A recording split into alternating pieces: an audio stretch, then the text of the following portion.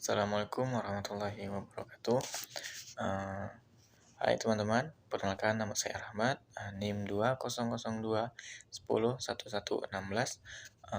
Prodi Administrasi Publik, Fakultas Ilmu Sosial dan Politik Universitas Maliku Saleh.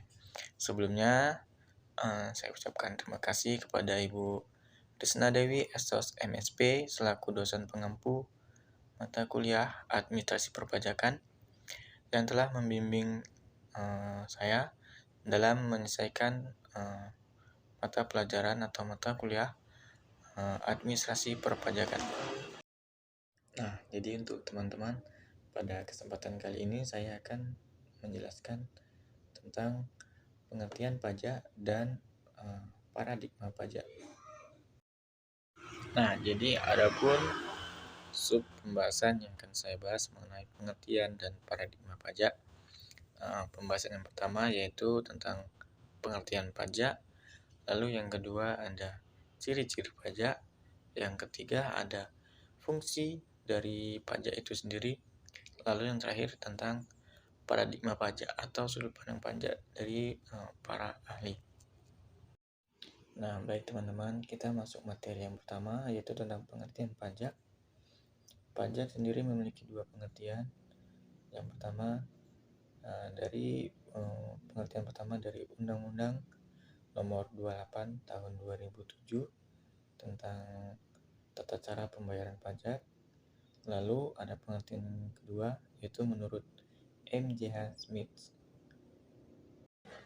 Jadi pengertian pajak menurut Undang-Undang Nomor 28 Tahun 2007 yaitu pajak adalah kontribusi wajib kepada negara yang terutang oleh orang pribadi atau badan yang bersifat memaksa berdasarkan undang-undang dengan tidak mendapatkan imbalan secara langsung dan digunakan untuk keperluan negara bagi sebesar-besarnya.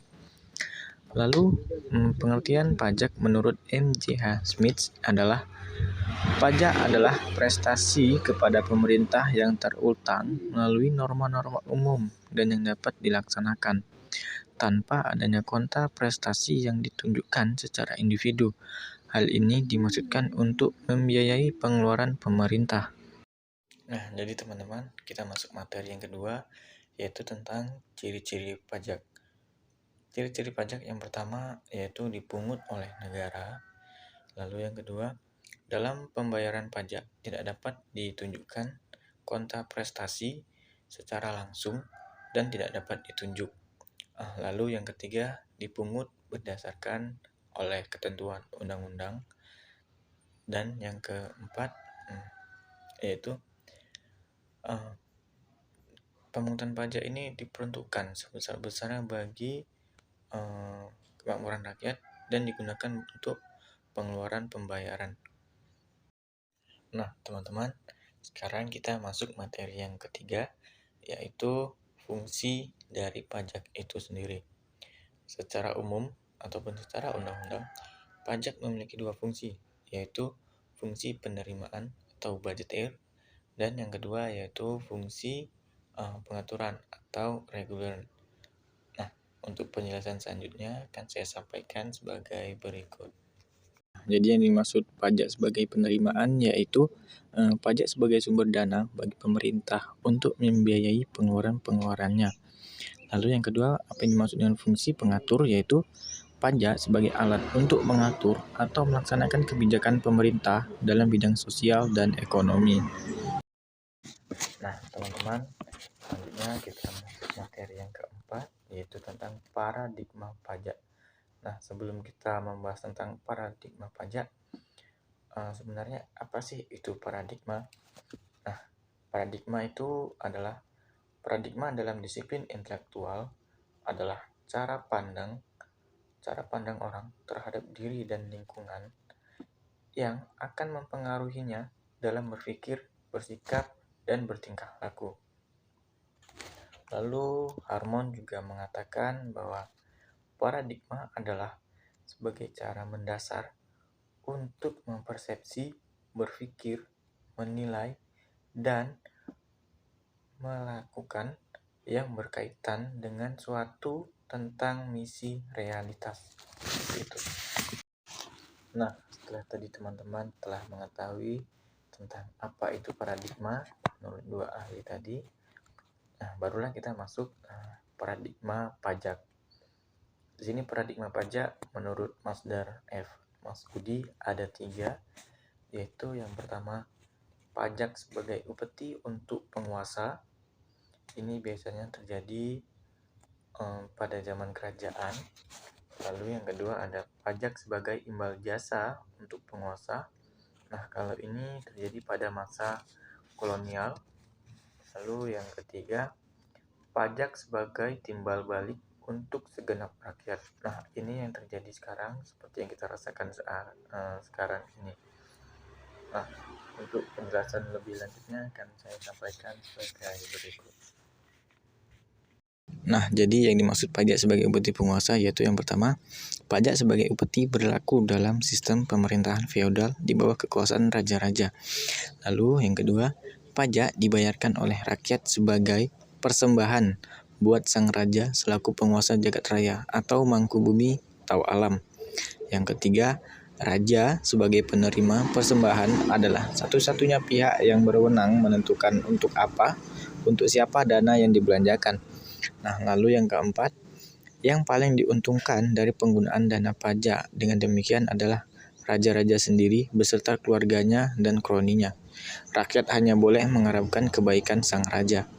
Lalu yang kelima, tidak ada lembaga kontrol oleh rakyat terhadap penguasa dalam penggunaan dana pajak dan kekuasaan yang dibiayai oleh pajak. Yang keenam, pajak beserta keluarga dan kroninya semakin berkuasa dan hidup sejahtera. Sebaliknya, rakyat semakin tertekan dan hidup sengsara. Nah, paradigma pajak yang kedua menurut Masudi yaitu pajak sebagai imbal jasa dengan penguasa. Nah, maksudnya itu yang pertama, pajak sebagai kontra prestasi berlaku dalam sistem pemerintahan liberal kapitalis. Yang kedua, pajak dibayar rakyat sebagai imbal jasa perlindungan dan layanan publik dengan negara. Yang ketiga, negara berperan sebagai penjual jasa dan rakyat adalah pembelinya. Lalu yang keempat, pengelolaan dana pajak untuk apa dan siapa ditentukan oleh kedua belah pihak melalui kontrol sosial yang disepakati oleh kedua belah pihak. Yang kelima, yang paling diuntungkan dengan penggunaan dana pajak adalah elit penguasa dan golongan kaya. Lalu yang ketujuh yaitu sebagai pembayar pajak, rakyat mulai sadar untuk mengkontrol penggunaan uang kas negara atau pajak dan jalannya kekuasaan yang dibiayai pajak, sesuai dengan besar kecilnya pajak yang dibayarkan. Nah, untuk paradigma pajak yang terakhir menurut Masudi yaitu pajak sebagai timbal balik untuk segenap rakyat. Nah, maksudnya yaitu yang pertama, pajak dibayarkan bukan sebagai persembahan kepada raja, juga bukan sebagai imbal jasa, melainkan sebagai sedekah lillah yang diamanatkan kepada negara atau pemerintah. Lalu yang kedua, terhadap dana pajak, negara atau pemerintah bukan sebagai pemilik, melainkan hanya sebagai amil atau panitia yang bertindak semata-mata berdasarkan mandat.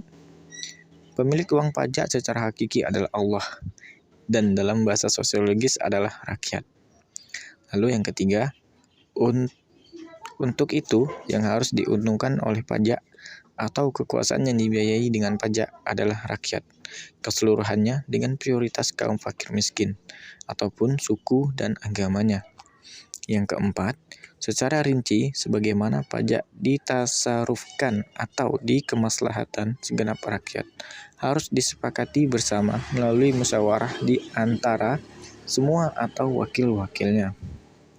Dan yang kelima atau yang terakhir, rakyat seluruhnya, baik yang mampu sebagai pembayar pajak maupun yang tidak mampu, berhak bahkan wajib mengkontrol terhadap penggunaan setiap rupiah dari uang pajak dan setiap unit kekuasaan yang dibiayai dengan pajak, agar benar-benar untuk kemaslahatan segenap rakyat, terutama yang tidak punya, bahkan malah sebaliknya.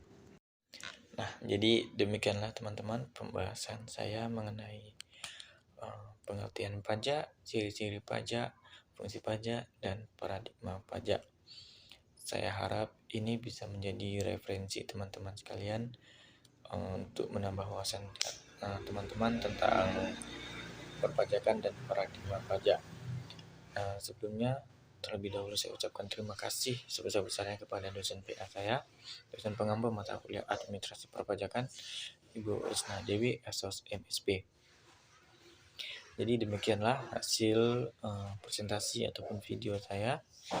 Jika ada kekurangan ataupun salah dalam penyampaian, saya mohon maaf dan saya akhiri.